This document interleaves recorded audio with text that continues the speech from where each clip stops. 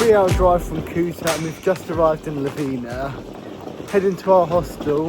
The road's a bit bumpy and I think at this time is a prime example why you don't travel Asia with a suitcase. How are you feeling with your suitcase? Oh! Why have you made me walk through this?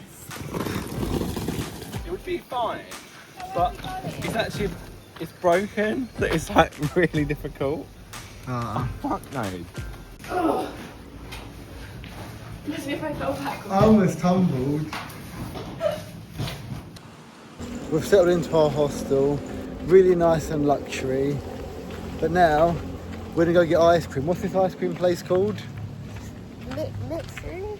I don't know how you say it. M-I-X-U-E. We've just arrived at Lovina Beach. We've planned it perfectly. It's just hitting golden hour. We've got an hour for sunset, so we're going to sit back on the beach and enjoy a beautiful sunset. Does it beat the Canterbury sunsets? I think I've never watched sunset. In Canterbury? Whatever in Canterbury? Canterbury. Okay. I don't think I've ever watched sunset in England. I don't know, but in Australia, you know, I've lived in Perth for the last like 5 months, Australia the last like 10 months. No, So thank you. we've been enjoying lots of sunsets there from like Scarborough Beach.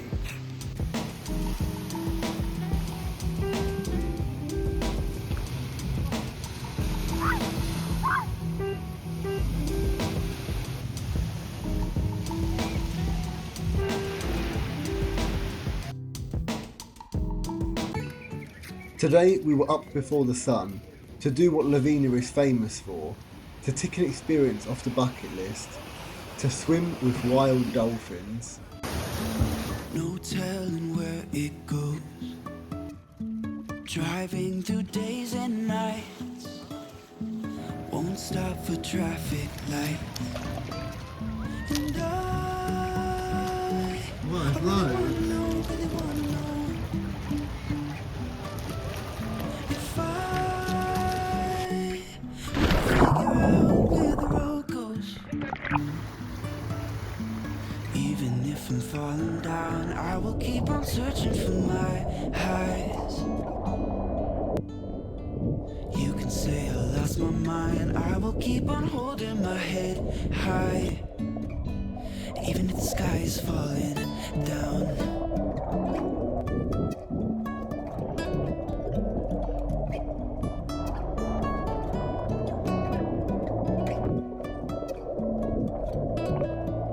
That was honestly an incredible experience. At the start, I was thinking like, what the fuck have we paid for?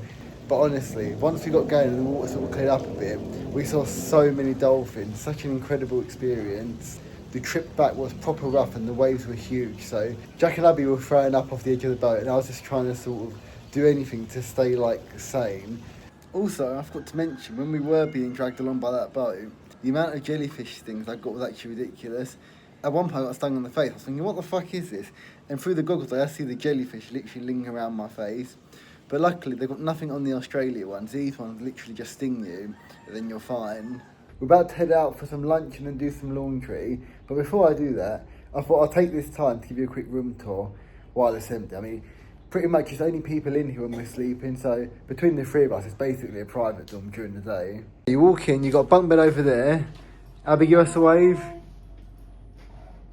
You got 2 beds here. Then with me and Jack have got our own little sort of like corner nook. I'm down there. Jack's up there. I thought as like Jack's first time, his goodie experiences the top bunk. Yeah. It's lovely. The shithole. 50k. I think the food looks pretty good and we've got a nice view. I was going to get the cheaper local food, but I decided to get myself a chicken with creamy mushroom sauce.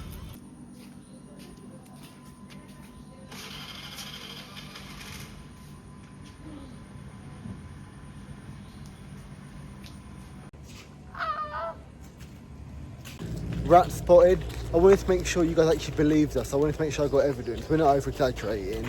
There is a mild rat infestation. There is. There's But a couple yeah, of Jerrys there is. on the list. I have no idea what to expect from this, but I opted for a banana juice. I've never actually seen before, so let's give it a try.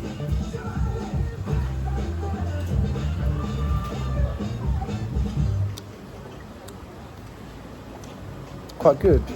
Jack ordered cheesy garlic bread. must say, it's probably the fanciest sky where I've ever had. It's like bread, it's not even toasted. Really good. I'm not a fussy eater, but I think this is a fresh frozen sort of gig. McCain chips. It's our last day in Lovina. We've got ourselves a private driver for the day. Our first stop is the Banjo Hot Springs. Putting the colour aside, the water does look quite appealing. How is it? It's a nice colour. Some would say it's a bit green. It is nice and warm at least. Oh, how deep does it go? 1 metre. Jack, you look like a girl whining in a club. Can I get a white wine? Venturing into the big boy pool. Oh, this one's not as warm. No. Yeah, not as warm. And if the water looks a bit green on camera, that's because it is green in real life. I am an ogre. Do the roar. Get out my swamp. Do the roar.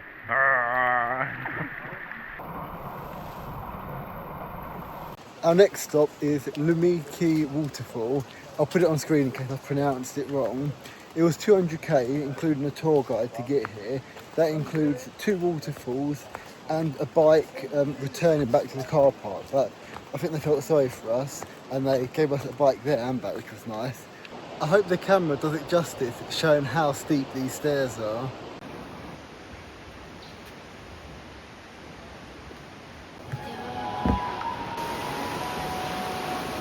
Abby, turn around. That's new tattoo that you have.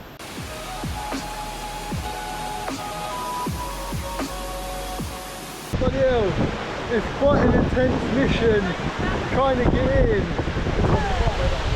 The spray is insane. I don't know if you can see it on the camera, but there's a rainbow.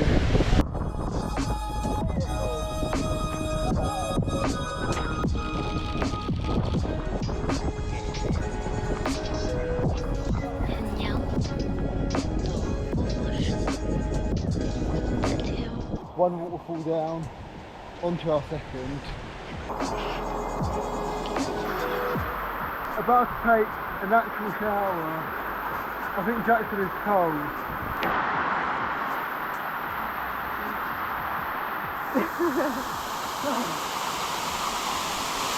Just a wee bit cold.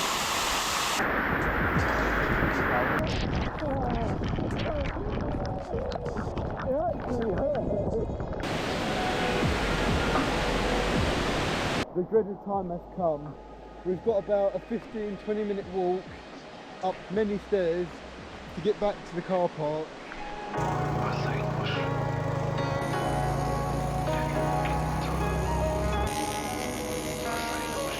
Definitely the most beautiful rice terrace I've actually seen.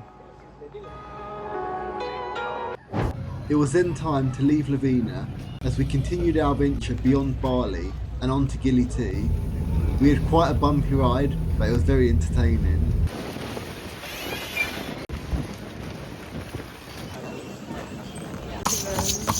People ride them. We've got our chariot for the next 24 hours.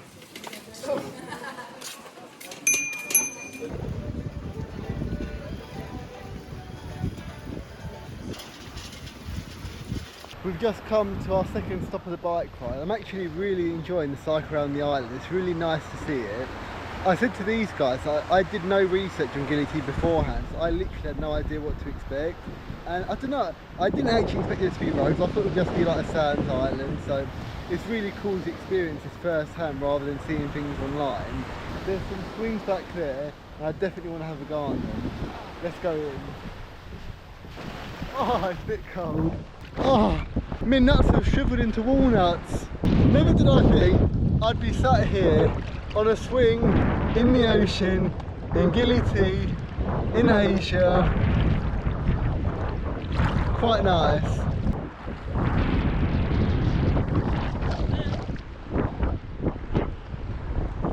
Our meal was nice, but we've got a bit of cheese left over.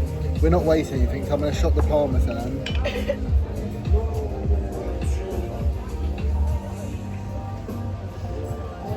Get a money's worth. After an action-packed day of exploring Gili T, it was time to explore the other side of the island, the nightlife. And let me warn you, it was absolute carnage. Oh, Joshua!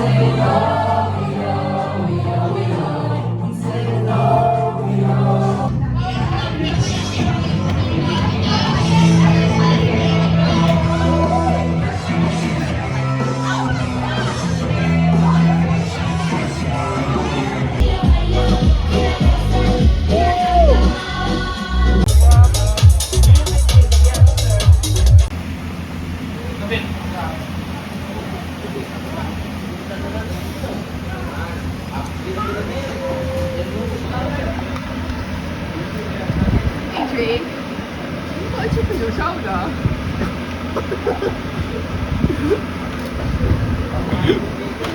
I don't know how much you would have seen from last night, but it got a bit wild and I feel like I'm paying the price now. Bit of a chill one today. We've just come out for breakfast. We've hired our bicycles again because literally walking from place to place last night was fucking hell. So I'm glad we're going to be able to be cycling again. In our fragile state, we attempted to cure our hangover in the only way we knew how, with food. So we took ourselves to a cooking class. We started off the same way as all great meals, with dessert.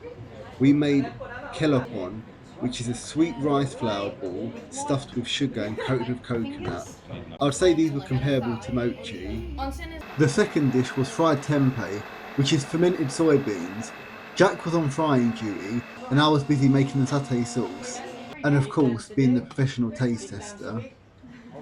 The last dish was a traditional yellow curry, but I didn't expect it to be this intense.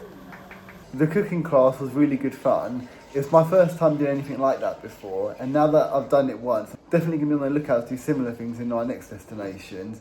The group was really good fun, everyone was super friendly, had a nice chat with them after the class. I started this day on a solo mission. I left Jack and Abby at the hostel while I went to snorkel the famous underwater statues just off the coast of Gili T. It was very overcrowded, but definitely something I'm happy I got to experience firsthand.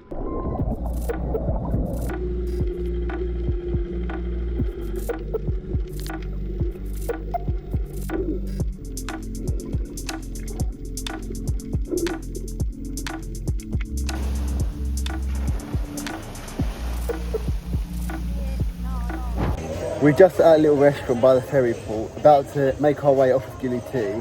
Been a great 4 nights here. Not as much partying as I expected, but to be honest, I'm not really complaining. We're just going to grab a drink before we make our way to Nusa Penida.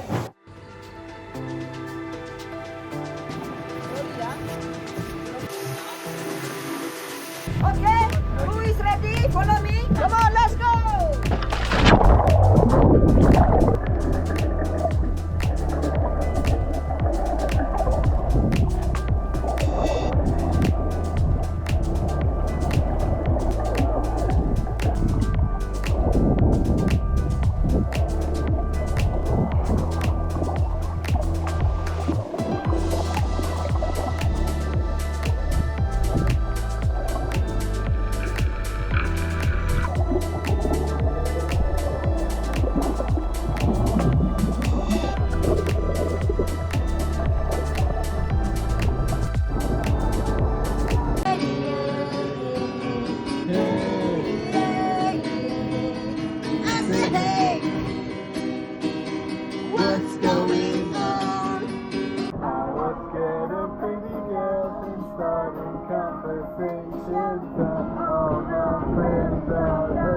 Good morning from Nusa Penida. Me and Jack, we're in the thick of it. We've been in Nusa Penida for about 2 nights now, but had pretty chill ones, not really doing much. Today we've got a private driver doing a bit of a West Coast tour. We're currently at Kling Kling Beach. Let's go explore it.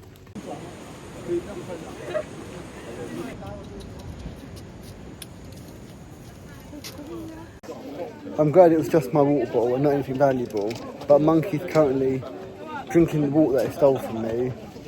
We're at our second stop of the day. Joe, what is it? Broken Beach. Angel Pool, something, I think it's called. I see something like angel related over there.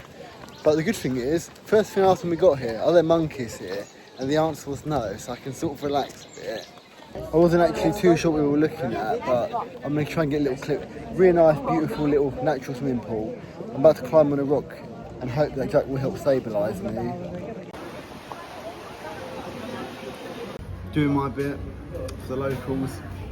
Free scoop ice cream, bottle of water. Thank you. Went for Oreo, salted caramel and vanilla. Ice cream, fully demolished. It was very much needed. I've just been preparing my CV, ready to apply for more jobs when I get back to Perth. Jack and Abby have been sorting out their Australia visas. And it looks like I've come in to what looks like a barber shop. What's going on here? Quick, stop! Abby, what do you think of the equipment you've been provided? Shithole. It is a beard trimmer. It's really hard. It's a really expensive beard trimmer. Never mind how far